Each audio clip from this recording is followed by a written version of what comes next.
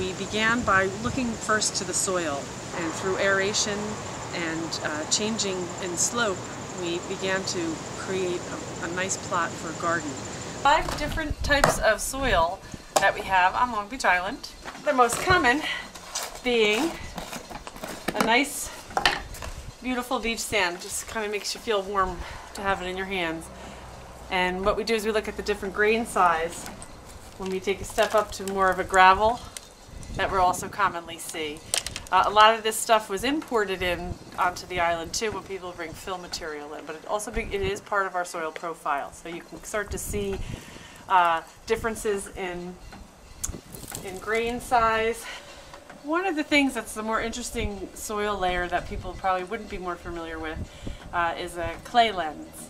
And when we start talking about infiltration, clay becomes one of the more important pieces of it. There's something that's called soil compaction, and you can kind of figure when clay gets wet is a lot different than when sand gets wet. We have a different grain size, a different porosity, which means how much water can fit through the grains. Okay? When you start smashing all of these types of materials together and they're wet, and we run maybe bulldozers or compact soil stormwater basins, we start to make something that has the porosity of concrete. Over the years, this property right here had gotten highly compacted from probably road repaving and debris had been dumped here. We found a lot of that when we did some of the porosity tests for the soil. Last summer, we did a soil art program at the LBIF Foundation for the summer youth campers, age 6 through 11. We did 2 different programs, but we used the soil as the base for the program. Soil right out of the Raingarden, native to Long Beach Island. There's 5 different types of soils that we have, and we use that as a medium based on a curriculum from the U.S. Department of Agriculture, utilizing the soil right into the paint to create texture and depth when we're doing an art project.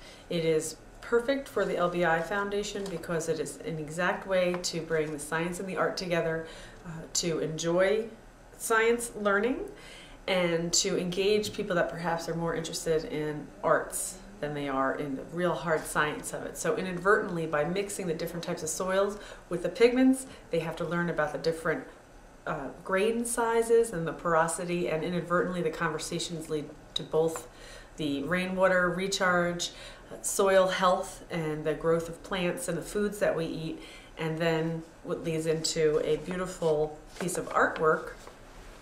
Each of the colors in this particular piece was done by Rachel White, one of the artists from the foundation who helped me to implement the program last summer.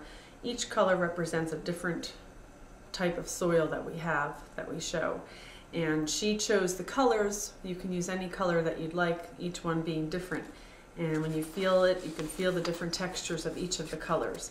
This is a real creative way to take science to any age level and come out with a beautiful picture to remind you how closely linked science and art are. Now that we're 2 years into this rain garden, one of the really good things that's happening is the soil was not very nutrient rich. We had done a soil test, and it also was highly compacted. And now, because of all the plants, we have herbaceous and woody perennials here. They're dropping their leaves, they're decomposing in the fall, and the root systems are fanning out, and what's happening is 2 things. We're getting infiltration, so we're getting more porosity in the soil from all the root systems and the new mulch that's being created by the perennials that are here.